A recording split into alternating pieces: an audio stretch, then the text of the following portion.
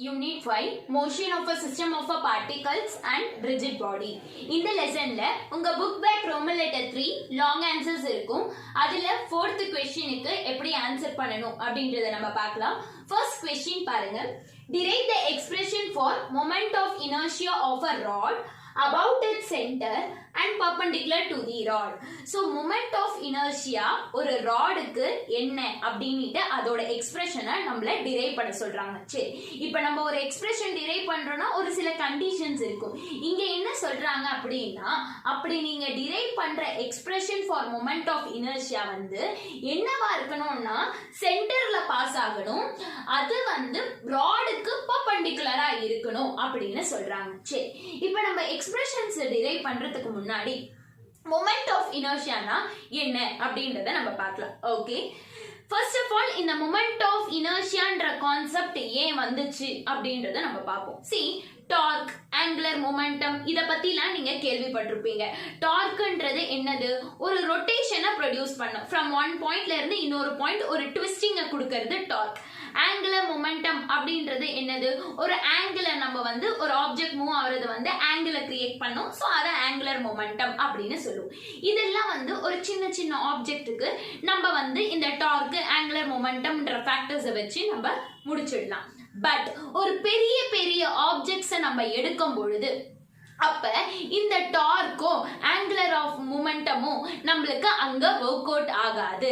So அதுக்கு தான் ஒரு ஃபேக்டர் கண்டுபிடிச்சிருக்காங்க, மொமெண்ட் ஆஃப் இனர்ஷியா. ஓகேவா? சோ இந்த மொமெண்ட் ஆஃப் இனர்ஷியாவை நம்ம கேபிட்டல் ஐ அப்படின்ற லெட்டர்ல ரெப்ரசென்ட் பண்ணுவோம். இந்த மொமெண்ட் ஆஃப் இனர்ஷியாவை பாத்தீங்கன்னா எப்பவுமே அபவுட் அன் ஆக்சிஸ் அப்படின்னு சொல்லுவாங்க. அதாவது இந்த இனர்ஷியா நீங்க எழுதுறீங்கன்னா அது ஒரு ஆக்சிஸ்ல மட்டும் தான் கிரியேட் ஆகும் அப்படின்றது ஒரு இம்பார்ட்டன்ட் பாயிண்டா நீங்க எடுத்துக்கணும். சரி, first of all rotation about an ஆக்சிஸ்னா என்னன்றது தெரிஞ்சாதான் நீங்க moment of inertia about an axis என்னன்றது உங்களுக்கு தெரிய வரும். ரொட்டேஷன் அபவுட் அன் ஆக்சிஸ்னா என்னமா? ஒரு சர்க்குலரான ஆப்ஜெக்ட் எடுத்தனா என்ன ஆகும்? ஒன்னு இப்படி சுத்தும், இல்லனா இப்படி சுத்தும். கரெக்டா? சோ இதுதான் ஒரு சர்க்குலர் ஆப்ஜெக்ட் பண்ணுது. சோ இப்படி சுத்துது அப்படின்னா அது ஹாரிசான்டல் ஆக்சிஸ ஒரு பாயிண்டா வச்சுக்கிட்டு இப்படி சுத்தும். ஓகே, ஒரு ஆப்ஜெக்ட் இப்படி சுத்துதுன்னா தான் வெர்டிகல் ஆக்சிஸ ஒரு பின் பாயிண்டா வச்சுக்கிட்டு இப்படி சுத்தும். சோ இத தான் நம்ம ரொட்டேஷன் அபவுட் எக்ஸ் ஆக்சிஸ் அப்படின்னு சொல்றேன். வேர் ஹாரிசான்டல் ஆக்சிஸ்னா எக்ஸ் ஆக்சிஸ் சொல்லுவோம். So rotation about X axis எனும் இந்த வெர்டிகல் ஆக்சிஸ நம்ம y axis ன்னு சொல்லுவோம் கிராஃப் ரீதியா. சோ இத ரொட்டேஷன் அபவுட் y axis அப்படின்னு சொல்றோம். சோ எப்பவுமே ஆக்சிஸ்ல ஒரு சர்க்குலர் ஆப்ஜெக்ட் ரொட்டேட் ஆகுது அப்படின்னும் பொழுது அந்த இடத்துல நம்ம மொமெண்ட் ஆஃப் இனர்ஷியா அப்படின்ற ஒரு கான்செப்டை எடுத்துட்டு வருவோம். சரி, இப்ப மொமெண்ட் ஆஃப் இனர்ஷியானா என்னன்றத பார்க்கலாம். ஓகே, இனர்ஷியானா உங்களுக்கு தெரியும் ஆல்ரெடி. சோ ஒரு பழைய ஸ்டேட்ல இருந்து புது ஸ்டேட் வந்து ஒரு ஆப்ஜெக்ட் வரணும் அப்படின்னா கொஞ்ச நேரம் கழிச்சு தான் வரும். சோ அததான் நம்ம இனர்ஷியா அப்படின்னு சொல்லுவோம். ஃபார் எக்ஸாம்பிள், நம்ம பெஸ்ட் எக்ஸாம்பிள் பாத்தீங்கன்னா பஸ்ல எக்ஸ்பீரியன்ஸ் பண்ணுவோம். சோ பஸ் மூவ் ஆயிட்டே இருக்கு, சடனா அந்த பஸ் பிரேக் அடிச்ச உடனே என்ன ஆகுது? நம்ம கொஞ்சம் ஃபார்வர்ட் போயிட்டு பேக்வர்ட் வரும். அதாவது என்ன அப்படின்னு பாத்தீங்கன்னா, என்னதான் சடனா நான் வந்து பஸ்ஸ பிரேக் போட்டு அடிச்சாலும் என்னோட பாடி அதை ஏத்துக்கல. சோ அது பழைய ஸ்டேட்லயே கொஞ்ச நேரம் அதை இருந்துட்டு அதுக்கு பிறகுதான் புது ஸ்டேட் இந்த ஸ்டேஷனரி ஸ்டேட்டுக்கு வருது. சோ பழைய ஸ்டேட்ல இருந்து புது ஸ்டேட் வருமா? சோ இத நம்ம இனர்ஷியான்னு சொல்றோம். அததான் இங்க மொமெண்ட் ஆஃப் இனர்ஷியா. அப்ப ஒரு ஒரு இடத்துல ஒரு ஒரு மாதிரி ஆகும். சில நேரத்துல நான் கொஞ்ச நேரம் இப்படி பழைய ஸ்டேட்ல இருந்துட்டு புது ஸ்டேட்டுக்கு வருவேன். சிலது வந்து சடனா உடனே நம்ம ஸ்டாப் ஆயிடுவோம். சோ இந்த டைம் எடுக்குது பாத்தியா, ஒரு ஒரு பொருள் ஒரு ஒரு நேரத்துல, அத நம்ம மொமெண்ட் ஆஃப் இனர்ஷியா அப்படின்னு சொல்றோம். சோ நான் அதுக்கு ஒரு எக்ஸாம்பிளும் இங்க உங்களுக்கு காமிச்சிருக்கேன். இப்ப ரெண்டு வளைவத்தை எடுத்துக்கலாம். ரிங், சரியா? ஒரு ரிங் பாத்தீங்கன்னா ரொம்ப கனமா இருக்கு, ஒரு ரிங் வந்து ரொம்ப மெலிசா இருக்கு. சோ கனமா இருக்கு அப்படின்னா அந்த ரிங்குக்கு வந்து மாஸ் ஜாஸ்தி இருக்கு, மெலிசா இருக்கு அப்படின்னா அந்த ரிங்குக்கு வந்து மாஸ் வந்து ரொம்ப கம்மியா இருக்கு. சோ இது கேபிட்டல் எம் ஸ்மால் எம் அப்படின்னு சொல்றேன். சோ ரொட்டேட் பண்றாங்கன்னாலே ஒரு ஆக்சிஸ் பின் பாயிண்டா வச்சுதான் ரொட்டேட் பண்ணுவாங்க. நான் எடுத்துக்கக்கூடிய பொருள் என்ன ஆகுது அப்படின்னு பாத்தீங்கன்னா இப்படிக்கா ரொட்டேட் ஆகுது. சோ எக்ஸ் ஆக்சிஸ் பின் பாயிண்டா வச்சுட்டு ரொட்டேட் பண்றாங்க. ஓகேவா? சோ ஆரிஜின்றது ரொம்ப ரொம்ப முக்கியம். சோ ஆரிஜின் அப்படின்னா நான் என்ன பண்றேன், இந்த ரெண்டுமே பாசிட்டிவ் எக்ஸ் ஆக்சிஸ்ல தான் நான் நான் ரொட்டேட் பண்ண போறேன். சோ இது ஆரிஜின் O கிராஃப் ரீதியா. ஓகேவா? ஓகே, இவங்க என்ன பண்ணிட்டு இருக்காங்க அப்படின்னா சுத்திட்டு இருக்காங்க. சோ ரெண்டு பொருளுமே என்ன அப்படின்னு பாத்தீங்கன்னா ஸ்பீடா சுத்திக்கிட்டே இருக்கு. இப்ப இந்த ஸ்பீடா சுத்திட்டு இருக்க இந்த ரெண்டு பொருளாண்டியும் நான் என்ன பண்ண போறேன் அப்படின்னு பாத்தீங்கன்னா என்னோட கைய வச்சு இப்படி ஸ்டாப் பண்ண போறேன். ஓகேவா? இப்படி ஸ்டாப் பண்ண உடனே ரெண்டு பொருளும் அப்படியே சடனா ஸ்டாப் ஆயிடுமா? நிச்சயமா ஆகாது. கொஞ்ச நேரம் அது சுத்தும். ஸ்லோவா இருக்க இருக்க இருக்க தன்னுடைய ஸ்பீடை ஸ்லோ ஆக்கி கடைசியில தான் அது நிற்கும். பட் என்ன ஒரு விஷயம் அப்படின்னு பாத்தீங்கன்னா இது சீக்கிரம் நின்னுடும். இது கொஞ்சம் இன்னும் ஸ்லோ ஆகி கொஞ்ச நேரம் கழிச்சு தான் இது நிற்கும். ஏன் அப்படி சொல்றேன் அப்படின்னா இதுக்கு மாஸ் கம்மி. அப்ப நான் கொடுக்கிற ஃபோர்ஸும் அது கம்மியான மாஸ்னவே டக்குன்னு நின்னுடுது. இதுக்கு மாஸ் ஜாஸ்தின்றதுனால நான் கொடுக்கிற ஃபோர்ஸ் வந்து என்ன ஆகுது, அதோட மாசுக்கு ஈடுபடல. அதனால கொஞ்ச நேரம் சுத்திட்டு நிக்குது. ஓகேவா? அப்ப இது மூலமா உங்களுக்கு என்ன தெரியுது? மாஸ் கம்மியா இருக்கிற பொருள் டக்குன்னு நின்னுடுது, மாஸ் ஜாஸ்தி இருக்கிற பொருள் ரொம்ப நேரம் கழிச்சு நிக்குது. அப்ப இத நம்ம மொமெண்ட் ஆஃப் இனர்ஷியா அப்படின்னு சொல்றோம். கரெக்டா? இப்ப இதெல்லாம் நான் ஐன்னு சொல்றேன், மொமெண்ட் ஆஃப் இனர்ஷியான்னு சொல்றேன்.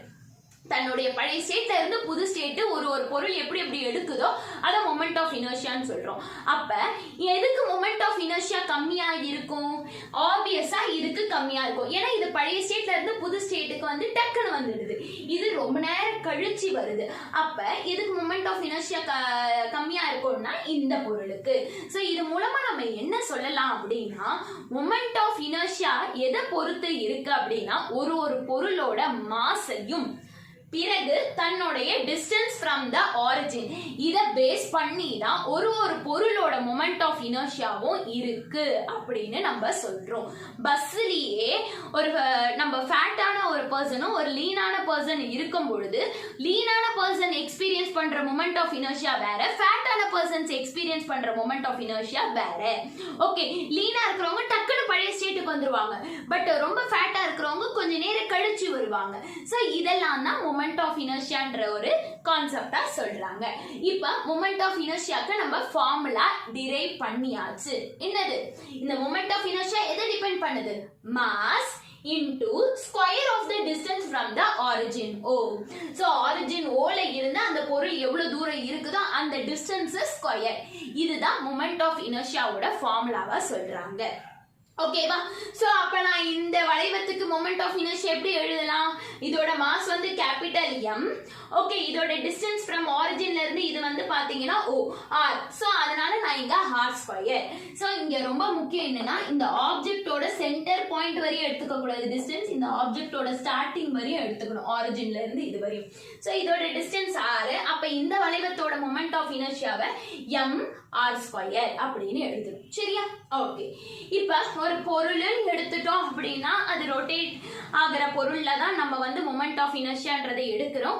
ஏன் நான் ரொட்டேட் ஆகிற பொருள்ல வந்து மொமெண்ட் ஆஃப் இனர்ஷியா அப்படின்றத எடுத்துக்கிறோம் அப்படின்னு பாத்தீங்க அப்படின்னா டார்க் ஆங்குலர் மொமெண்டம் இதுக்கு பதிலா தான் நான் மொமெண்ட் ஆஃப் இனர்ஷியான்ற ஒரு கான்செப்டை எடுத்துட்டு வரேன். சரியா? சரி.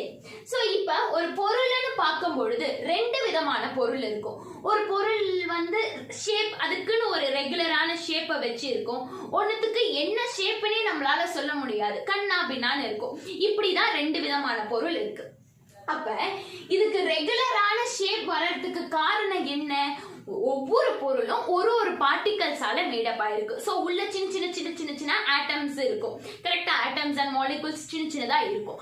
அப்படி இருக்கக்கூடிய சின்ன ஆட்டம்ஸும் என்ன ஆகும் அப்படின்னு பார்த்தனா ஈக்குவலா டிஸ்ட்ரிபியூட் ஆயிருப்பாங்க. இந்த இடத்துல நிறைய ஆட்டம்ஸ், இந்த இடத்துல கம்மியான ஆட்டம்ஸ், இந்த இடத்துல அதை விட ரொம்ப கம்மியான ஆட்டம்ஸா இருந்தாதான் உனக்கு ஒரு ரெகுலரான ஷேப் இருக்காது. பட் எல்லா இடத்துலயும் ஈக்குவலான ஆட்டம்ஸ் பிளேஸா இருந்துச்சுன்னா நம்மளுக்கு அந்த பொருளுக்கு ஒரு ரெகுலர் ஷேப் கிடைக்கும். ஓகேவா? சோ ரெகுலர் ஷேப்னா உள்ள இருக்கக்கூடிய ஆட்டம்ஸ் வந்து ஈக்குவலா டிஸ்ப்ளேஸ் பண்ணிருப்பாங்க. இர்ரெகுலர் ஷேப்னா அங்க கொஞ்சம் இங்க கொஞ்சம் அப்படினுட்டு டிஸ்ப்ளேஸ் ஆயிருக்கிறது இர்ரெகுலர் ஷேப். அப்ப இவங்க ஈக்குவலா டிஸ்ப்ளேஸ் பண்ணிருக்காங்கன்னும் பொழுது நான் எங்க ஒரு பாயிண்ட எடுத்தாலும் இப்ப நான் இந்த இடத்தை மட்டும் கன்சிடர் பண்ண போறேன். இந்த பொருள்ல இந்த இடத்தை மட்டும் நான் கன்சிடர் பண்ணாலும் அதோட மாஸ் சேமா தான் இருக்கும், டிஸ்டன்ஸ் சேமா தான் இருக்கும். இப்ப இந்த பொருளை நீங்க எடுக்கிறீங்க, ஆட்டம்ஸ் எல்லாமே ஈக்குவலா டிஸ்ப்ளேஸ்ட் ஆயிருக்கு. அப்ப மாஸ் வந்து என்னது? M. இப்போ இந்த சென்டர் பாயிண்ட்ல இருந்து என்னோட பொருளோட டிஸ்டன்ஸை நான் ஆர்னு ரெப்ரசென்ட் பண்ணுவேன். இப்போ இந்த இடத்துல நான் இப்போ நான் இந்த இடத்தை கன்சிடர் பண்ண போறேன் அப்படின்னா இதோட மாசம் வந்து m, இந்த ஆரிஜின்ல இருந்து டிஸ்டன்ஸ் r. சோ இதுதான் ரெகுலர் ஷேப்ல நடக்கக்கூடியது. பட் இர்ரெகுலர் ஷேப்னும் பொழுது நான் இந்த பக்கத்தை கன்சிடர் பண்ணிட்டேன் அப்படின்னா அந்த இடத்துல மாஸ் ஜாஸ்தி இருக்கும். அப்ப இதுக்கும் ஒரு மாஸ் கிடைக்கும். இப்போ நான் இந்த இடத்துல பார்க்கும்போது அந்த பொருள்ல அந்த இடத்துல மாஸ் கம்மியா இருக்கும். அதாவது இந்த இடத்துல நிறைய ஆட்டம்ஸ் வச்சிருக்கோம். நான் இந்த பர்டிகுலர் பாயிண்ட கன்சிடர் பண்ணும்போது இந்த இடத்துல கம்மியான ஆட்டம்ஸ் மட்டும் இருக்கும். அப்ப நான் இதை கன்சிடர் பண்ணும்போது இது ஒரு விதமான மாஸ் வரும். ஓகேவா? டிஸ்டன்ஸ் பார்க்கும்பொழுது அது ஒரு டிஸ்டன்ஸ், இப்படி ஒரு டிஸ்டன்ஸ். அப்ப ஒரு ரெகுலர் ஷேப் இல்லாம இருந்துச்சு அப்படின்னா அந்த இடத்துல என்னோட மாஸும் என்னோட டிஸ்டன்ஸும் வேறுபடும். இப்படி என்னோட மாஸ் அண்ட் டிஸ்டன்ஸ் வேறுபடுறதுனால மொமெண்ட் ஆஃப் இனர்ஷியா கால்குலேட் பண்றது ரொம்ப கஷ்டமாயிடும். சோ அதுக்காக நம்ம ஒரு கான்செப்ட் இன்ட்ரோடியூஸ் பண்றோம், ரேடியஸ் ஆஃப் கைரேஷன். இந்த ரேடியஸ் ஆஃப் கைரேஷனை எந்த லெட்டர்ல நம்ம ரெப்ரசென்ட் பண்ணுவோம் அப்படின்னு பாத்தீங்கன்னா கேபிட்டல் K. ஓகேவா? சோ இந்த radius of gyration capital K அப்படின்றது என்னதுன்னா ஒன்னும் இல்ல, நம்ம டிஸ்டன்ஸ் எல்லாத்தையும் ஆவரேஜ் பண்ணி நம்ம ஒரு K அப்படின்ற ஒரு லெட்டர்ல ரெப்ரசென்ட் பண்றோம். அவ்வளவுதான். சோ இர்ரெகுலர் ஷேப்புக்கு நம்ம மொமெண்ட் ஆஃப் இனர்ஷியா கால்குலேட் பண்ணி ஆகணும். அது பண்ணணும்ன்றதுக்காக நம்ம ரேடியஸ் ஆஃப் கைரேஷன்ற ஒரு கான்செப்டை இன்ட்ரோடியூஸ் பண்றோம். சோ ரேடியஸ் ஆஃப் கைரேஷன்ன்றது என்னது அப்படின்னா இங்க R1 R2 அடுத்தது ஒன்னு பார்க்கும்போது R3 இப்படி வெவ்வேறு டிஸ்டன்ஸ்ங்க இருக்கும். அந்த டிஸ்டன்ஸுக்கு நீங்க ஆவரேஜ் எடுத்தீங்க அப்படின்னா அதுக்கு வரக்கூடிய ஆன்சரை K அப்படின்ட்டு போடுறோம். That is termed as radius of gyration. அப்ப ஒரு K என்ற ஒரு லெட்டரை போட்டு முடிச்சிட்டேன். இப்போ நான் இந்த மொமெண்ட் ஆஃப் இனர்ஷியா இர்ரெகுலர் ஷேப்புக்கும் எடுத்துக்கலாம். என்னது? I is equal to mass. எல்லா மாஸையும் நீங்க ஆட் பண்ணணும். அதுதான் டோட்டல் மாஸ் இன்டு இந்த டிஸ்டன்ஸுக்கு ஆவரேஜை வந்து நான் K ன்னு சொல்றேன். So K square.